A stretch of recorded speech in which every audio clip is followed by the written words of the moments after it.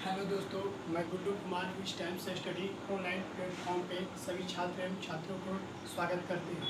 आइए दोस्तों, तो आज क्लास 10 का नागरिक शास्त्र हम लोग पढ़ते हैं। तो दोस्तों, जो चैप्टर पढ़ रहे हैं दोस्तों, इस चैप्टर का नाम है सत्ता में सरदारी की कार्यप्रणाली। दोस्तों, इस पर एक पहला वीडियो बना चुके हैं, सत्ता में सरदारी की कार्यप्रणाली। इस पर कल बनाए थे दोस्तों कि संघवाद का स्थापना किस प्रकार किया गया था दोस्तों। तो इसका ही ये अगला पार्ट है दोस्तों।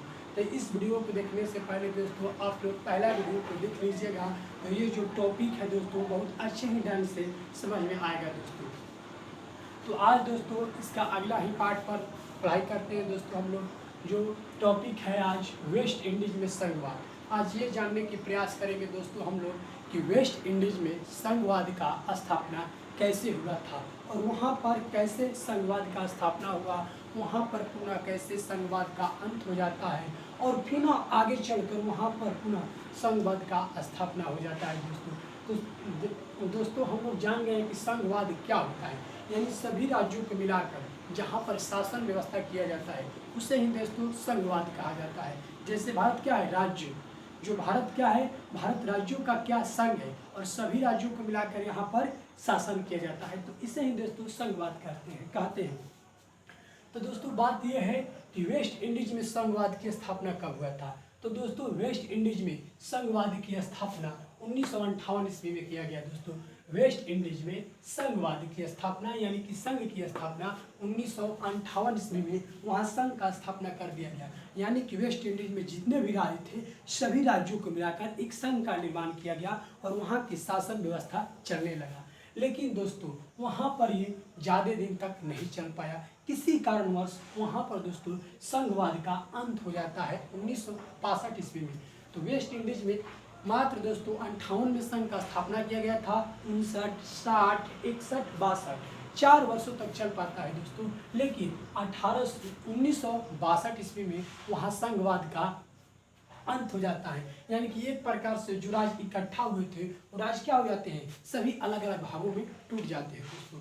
लेकिन वहाँ पर पुनः चिगू और सराय संधि किया जाता है दोस्तों। वेस्ट इंडीज में वहाँ पर चिगू और सराय संधि के द्वारा 1973 ईस्वी में वहाँ पुनः दोस्तों संघवाद का निर्माण कर दिया जाता है और इसके बाद अभी तक वहाँ दोस्तों संघवाद है, यानी कि सभी राज्यों को मिलाकर वहाँ पर दोस्तों शासन चल रहा है। तो दोस्तों क्लास 10th में जो एक बुक में दिया है, ये उदाहरण दिया है कि वेस्ट इंडीज में संघवाद का स्थापना कब किया गया था। दोस्तों ये याद रखना है कि वेस्ट इंडीज में संघवाद की स्थापना कब किया गया है, 1958 ईस्वी में। कब वहाँ पर संघ का अंत हो गया, 1962 ईस्वी में वहाँ पर संघ का अंत हो गया था दोस्तों। लेकिन चिगू सराय संधि के द्वारा पुनः वहाँ पर 1973 ईस्वी में संघ का निर्माण हो जाता है दोस्तों। तो ये हो गया वेस्ट इंडीज। अब दोस्तों बात करते हैं नाइजीरिया में संघवाद। नाइजीरिया में संघवाद की स्थापना कब किया जाता है। तो दोस्तों नाइजीरिया जो देश है यहाँ पर संघवाद की स्थापना 1950 ईस्वी में किया जाता है। कि नाइजीरिया में भी संघवाद का स्थापना किया जाता है दोस्तों 1950 ईस्वी में। यहाँ पर जो सभी राज्य थे सभी राज्य क्या हो गए, मिल गए और मिलकर संघ की स्थापना कर दी 1950। एक बात दोस्तों यहाँ पर यह भी याद रखना है कि जो नाइजीरिया है वहाँ पर सबसे ज़्यादा कच्चा तेल मिलता है दोस्तों। जैसे इराक में मिलता है कच्चा तेल, जो किसी गाड़ी के टंकी पर देखते हैं दोस्तों लिखा रहता है खुराक मंत्री, यानी खुराक मंत्री उसमें क्या भरा जाता है, डीजल या पेट्रोल। तो जो नाइजीरिया है दोस्तों वहाँ से कच्चा तेल काफ़ी मात्रा में मिलता है। तो यहाँ से एक बात याद रखिएगा दोस्तों, इराक और जो नाइजीरिया है यहाँ से कच्चा तेल भी मिलता है दोस्तों, क्योंकि गाड़ी की जो टंकी होता है दोस्तों देखना उस पर लिखा होता है सफ़र का खजाना। तो सफ़र का ये क्या होता है, खजाना, या इराक का पानी कम पियो लिखा रहता है गाड़ी पर। उसी प्रकार दोस्तों नाइजीरिया में भी कच्चा तेल बहुत अधिक मात्रा में मिलता है। तो ये तो बात याद रखना है दोस्तों। उसके बाद ये भी याद रखना है कि नाइजीरिया में संघ की स्थापना कब हुआ था, 1950 ईस्वी में। लेकिन दोस्तों वहाँ पर जातीय समूह, हर देश में अपना एक जाति होता है, अपना एक धर्म होता है। ठीक उसी प्रकार से नाइजीरिया में दोस्तों एक जातीय समूह था, जो वो था एरुबा। वो कौन सा जातीय समूह था, एरुबा। थोड़ा नाम थोड़ा दोस्तों इसका डिफिकल्ट है, एक दो बार इसको नाम पढ़िएगा समझ में आ जाएगा। एरुबा, इबो, हाउस पुलानी, ये वहाँ का दोस्तों जातीय समूह है। जैसे अपना हर राज्य का क्षेत्रीय जाति होते हैं, ठीक उसी प्रकार का यहाँ जातीय समूह था। इस जातीय समूह के द्वारा वहाँ पर अपना राज्य स्थापित किया गया, वहाँ पर अपना दबदबा कायम किया गया, जिस वजह से जो वहाँ पर संघ का स्थापना किया गया था उस संघ का भंग हो जाता है। यानी कि नाइजीरिया में संघ की स्थापना तो किया जाता है 1950 ईस्वी में, लेकिन दोस्तों वहाँ पर जातीय समूह का दबदबा हो जाता है। एरुबा, इब्बो, हाउस फुलानी के द्वारा इतना वहाँ पर जातीय समूह का दबदबा हो जाता है कि ये जो संघ का स्थापना किया गया था ये संघ पुनः वहाँ पर दोस्तों टूट जाता है। जब संघ टूट जाता है तो वहाँ पर काफ़ी दोस्तों परेशानी होने लगता है दोस्तों को। जैसे भारत 28 राज्यों का हम लोग का समूह है और सभी राज्यों को मिलाकर यहाँ पर शासन चलाया जाता है और सभी राज्य अलग अलग पार्टों में टूट जाए, सभी राज्य के लिए अलग अलग प्रधानमंत्री हों अगर होने लगेंगे दोस्तों तो बहुत सारा दिक्कत होगा। सभी राज्य अपना नियम कानून अलग बनाएगा तो इससे काफ़ी परेशानी होगा दोस्तों। तो यहाँ पर भी यही हुआ था, जातीय समूह के द्वारा सभी राज्य अलग अलग टूट गया और एरुबा, इब्बो, हाउस फुलानी जो ये दोस्तों जाति थे अपना वहाँ पर नाइजीरिया में दबदबा कायम कर लेते हैं और इस प्रकार वहाँ में संघवाद टूट जाता है। लेकिन आगे चलकर दोस्तों वहाँ के लोगों को काफ़ी परेशानी होने लगता है और वहाँ के लोगों को समझ में आ जाता है कि संघ अच्छा था कि ये राज अच्छा है। तो वहाँ के लोगों के अथक प्रयास के बाद दोस्तों वहाँ पर पुनः संघ की स्थापना कर दिया जाता है 1999 ईस्वी में। यानी कि नाइजीरिया में संघ का पुनः स्थापना कब कर दिया जाता है तो 1999 ईस्वी में दोस्तों। तो पहला याद रखना है कि नाइजीरिया में संघ की स्थापना कब हुआ था 1950 ईस्वी में।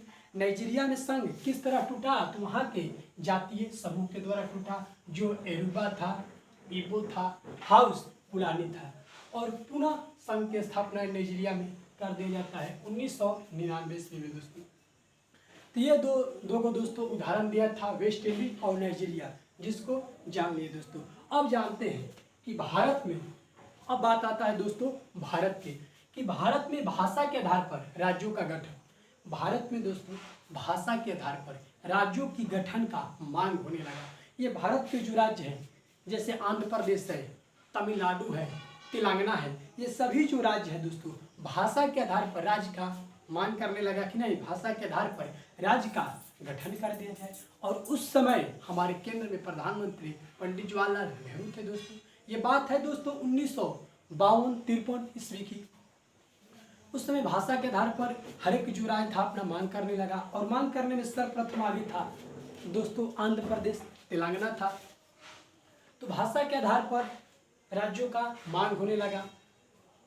तो उस समय ये मांग गया था दोस्तों डॉक्टर राजेंद्र प्रसाद के पास, जो डॉक्टर राजेंद्र प्रसाद हमारे देश के प्रथम राष्ट्रपति थे।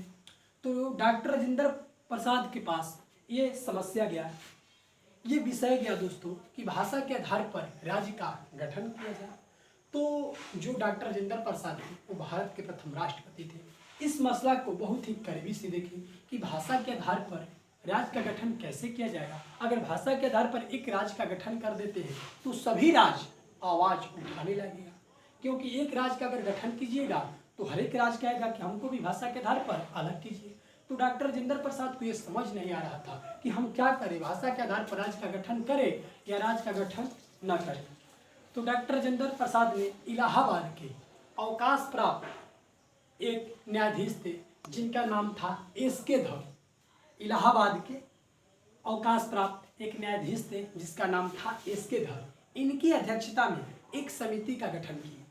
इनकी अध्यक्षता में जो डॉक्टर राजेंद्र प्रसाद थे जो भारत के राष्ट्रपति थे, इलाहाबाद के अवकाश प्राप्त एस.के. धर एक न्यायाधीश थे, इनकी अध्यक्षता में एक समिति का गठन की और इस समिति में 4 लोग थे।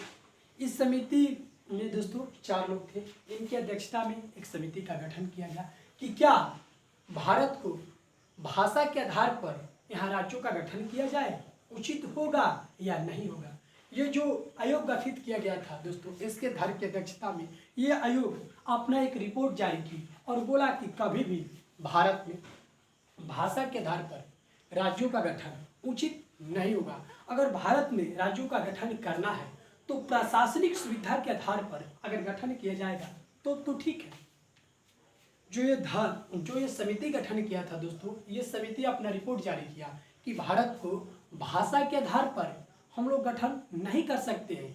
भाषा के आधार पर यहाँ राज्यों का गठन नहीं किया जा सकता है। अगर यहाँ पर राज्यों का गठन करना है तो यहाँ पर प्रशासनिक सुविधा के आधार पर अगर गठन किया जाएगा तो ठीक है, सभी राज्यों को सुचारू रूप से वहाँ की शासन व्यवस्था चलेगा, नहीं कि भाषा के आधार पर करने पर।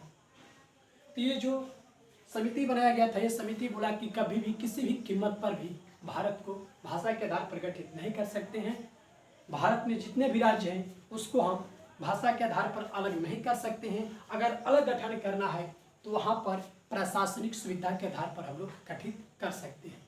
जब ये इतना बात बोला गया तब जो हमारे तमिलनाडु के, जो तेलंगाना के व्यक्ति थे काफ़ी गुस्सा में आ गए, जो आंध्र प्रदेश के व्यक्ति थे काफ़ी गुस्सा में आ गए और आंदोलन करने लगे। बोले कि नहीं, हमको भाषा के आधार पर आप हमारे राज्य का गठन कीजिए। लेकिन पंडित जवाहरलाल नेहरू हमारे प्रधानमंत्री भी थे जो बोले कि नहीं, भाषा के आधार पर राज्य का गठन कभी भी नहीं हो सकता है। जब भी भारत में राज्यों का गठन होगा तो वो होगा प्रशासनिक सेवा के आधार पर, नहीं कि भाषा के आधार पर। लेकिन ये बात नहीं समझ पा रहे थे आंध्र प्रदेश के लोग, तमिलनाडु के लोग, और वो आंदोलन करने लगे। और उनका नेतृत्व करने वाले एक व्यक्ति थे जिनका नाम था पोटू रामुलुलु।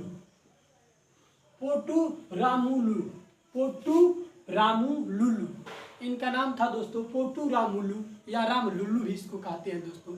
ये वहाँ के नेता बन जाते हैं और ये दोस्तों तमिलनाडु में आंदोलन करने लगते हैं दोस्तों। और 58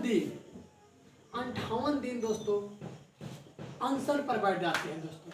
ये जो पोटू रामलुल्लू थे 58 दिन अनशन पर बैठ जाते हैं। 58 दिन दोस्तों अनशन पर बैठ जाते हैं और 98वें दिन दोस्तों अनशन पर बैठने के दौरान इनका दोस्तों मृत्यु हो जाता है। यानी ये जीत पकड़ लिए थे कि नहीं, भारत को राज्य जो है यहाँ पर भाषा के आधार पर गठन किया जाए, और मांग कर रहे थे आंध्र प्रदेश का।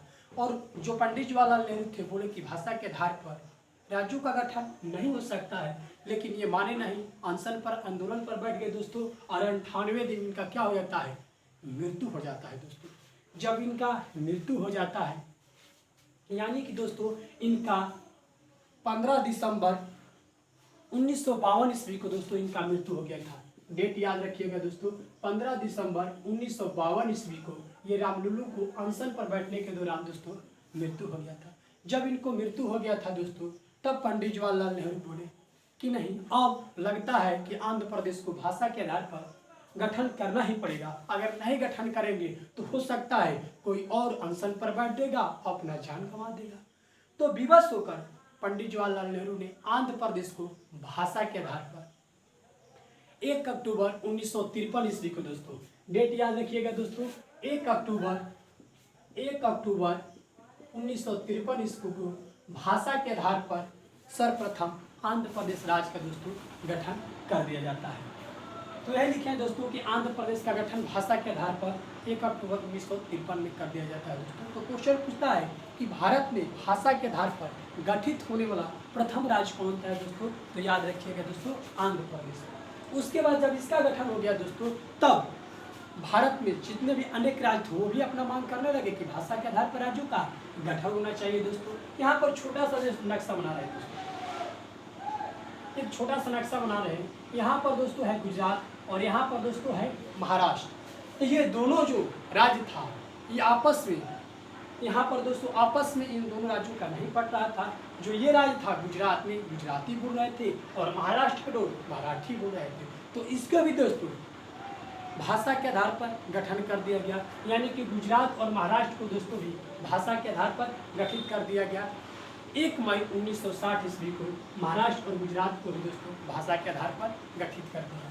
दोस्तों जब महाराष्ट्र और गुजरात का गठन हो गया तब समस्या यहाँ तक अभी रुका नहीं दोस्तों, अनेक राज्य मांग कर रहा था कि भाषा के आधार पर राज्यों का गठन हो जाए। तब दोस्तों पंजाब और हरियाणा में विवाद छिड़ गया। पंजाब और हरियाणा आपस में विवाद करने लगे दोस्तों। जो पंजाब के रहने वाले लोग थे पंजाबी बोलते थे और जो हरियाणा के लोग रहने वाले जो लोग थे वो हिंदी बोलते थे। वो बोलते थे कि नहीं हमारी भाषा की प्राथमिकता दी जाए, और पंजाब वाले बोलते थे दोस्तों कि नहीं हमारी भाषा की प्राथमिकता दी जाए। तो दोनों को लेकर काफ़ी दोस्तों विवाद होने लगा। तो उसके भी दोस्तों भाषा के आधार पर पंजाब और हरियाणा को अलग कर दिया गया था। तो उसको भी दोस्तों 1960 ईस्वी में पंजाब एवं हरियाणा को भाषा के आधार पर गठित कर दिया गया। बोला गया कि चलो अब हरियाणा के जो लोग हैं हिंदी बोलेंगे और जो पंजाब के लोग हैं अपना पंजाबी बोलेंगे। तो इस प्रकार दोस्तों भाषा के आधार पर राज्यों का गठन किया गया था। अब आते हैं दोस्तों कि भारतीय संविधान के 8वीं अनुसूची में 22 भाषाओं का उल्लेख है। जो भाषा का ये जो समस्या है, जो कौन सी अनुसूची में हमारा उल्लेख है कि भारत में कितने भाषा होंगे, तो दोस्तों भारतीय संविधान के 8वीं अनुसूची में 22 भाषाओं का उल्लेख है। जितने भी अभी तक हमारे भारत राज्य में 22 भाषाओं का मान्यता प्राप्त है दोस्तों। ये अलग बात है कि भोजपुरी को अभी तक मान्यता नहीं मिला है दोस्तों, और उम्मीद है कि नहीं मिलेगा। इतना ना अश्लीलता जो हमारे अभी अश्लीलता बढ़ चुका है, ये जितने भी एक्टर्स हैं उनके चलते जितना भी बढ़ चुका है अश्लीलता, इसी के यही कारण है कि दोस्तों नहीं मिल रहा है। नहीं तो दोस्तों भोजपुरी जैसा इस दुनिया में कोई भाषा नहीं है। इस भाषा में मिठास है दोस्तों। ये जो भोजपुरी भाषा है इस भाषा में मिठास है, फिर भी इसको मान्यता अभी नहीं मिला दोस्तों। तो अगर क्वेश्चन पूछ लिया जाएगा कि 22 भाषाओं का उल्लेख भारतीय संविधान की कौन सी अनुसूची में है, तो 8वीं अनुसूची में 22 भाषाओं का उल्लेख किया गया है। अब दोस्तों बात आता है कि भारत में सबसे ज़्यादा कौन सी भाषा को लोग बोलते हैं दोस्तों। तो भारत में सबसे ज़्यादा लगभग 40% लोग दोस्तों हिंदी बोलते हैं। जो हमारा हिंदी भाषा है इसको 40% लोग बोलने वाले हैं दोस्तों। उसके बाद दोस्तों है बांग्ला, उसके बाद दोस्तों है बांग्ला। बांग्ला जो है 8.3% लोग दोस्तों बांग्ला बोलते हैं। प्रथम हिंदी 40%, दूसरे स्थान पर 8.3% बांग्ला, और उसके बाद दोस्तों है तेलुगु 7.9% जो लोग हैं वो तेलुगु को बोलते हैं दोस्तों। तो फर्स्ट स्थान पर कौन सा है? हिंदी है 40%, द्वितीय स्थान पर बांग्ला 8.3% लोग, और तृतीय स्थान पर कौन सा है? 7.9% तेलुगु बोलते हैं। यही कारण है कि दोस्तों भारतीय संविधान में हिंदी को हमारा राज्य भाषा बना दिया गया। यही कारण है कि सबसे ज़्यादा संख्या बोलने वाले लोग हिंदी थे। यही कारण है कि भारतीय संविधान में जो कार्यकारी की भाषा है, राजकीय जो भाषा है, हिंदी को बनाया गया कि हमें भारत की राजकीय भाषा क्या होगी? हिंदी होगी। जब भारत की राजकीय भाषा हिंदी संविधान में जोड़ दिया गया तब दोस्तों यहाँ पर काफ़ी विवाद हो गया। जो दक्षिण भारत के लोग थे वो विवाद करने लगे कि क्यों भारत राष्ट्रीय भाषा हिंदी बना दिया गया, अंग्रेजी क्यों नहीं बनाया गया। जबकि जो उत्तर भारत के लोग थे दोस्तों वहाँ पर खुशी का माहौल हो गया। ये दोस्तों जो भारत है, ये दोस्तों जो भारत है, उत्तर भारत या दक्षिण भारत, एक नक्शा के द्वारा समझाना चाहते हैं दोस्तों। ये फिगर अच्छा नहीं बनाया लेकिन आप लोग समझ लीजिए कि जब ये बोला गया संविधान में कि हमारा राजकीय भाषा क्या होगा? हिंदी होगा, तब जो दक्षिण भारत के जो लोग थे काफ़ी विवाद करने लगे कि नहीं, भारत का राजकीय भाषा हिंदी नहीं होगा, अंग्रेजी होगा। जबकि जो उत्तर भारत था ये खुशी का लाहौर छा गया दोस्तों। बोले कि सही है, भारत का राष्ट्रीय भाषा क्या होना है? हिंदी होना चाहिए, अंग्रेजी नहीं होगा। अब दोनों में काफ़ी विवाद होने लगा। अब लगा दोस्तों कि जो हमारा भारत राज्यों का संघ है ये टूट जाए। ऐसा स्थिति आ गया था। यहाँ पर आंदोलन होने लगा और उत्तर भारत में अलग आंदोलन। यहाँ पर लोग खुश थे कि ठीक है, हमारा संविधान में राजकीय भाषा हिंदी को जोड़ा गया, ये लोग खुश थे। जबकि दक्षिण भारत काफ़ी विवाद हो रहा था। अब लग रहा था कि नहीं, अब भारत जो है अनेक राज्यों में बट जाएगा, अलग अलग सब राज्य अपना हो जाएंगे। तब बड़ी समस्या आ गया हमारे प्रधानमंत्री के समक्ष।